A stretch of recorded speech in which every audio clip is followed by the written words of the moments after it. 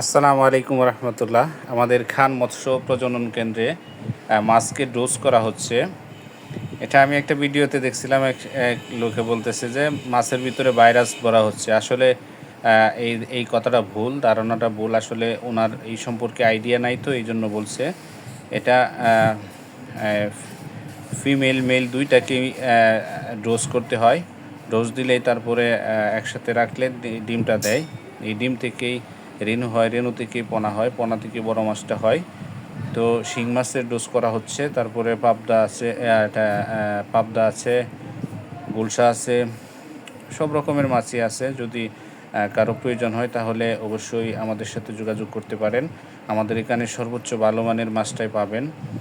এই পর্যন্ত যারা নিয়েছেন তারা অবশ্যই জেনে থাকবেন। আমাদের হ্যাচারি সম্পর্কে সকলের ধারণা আছে।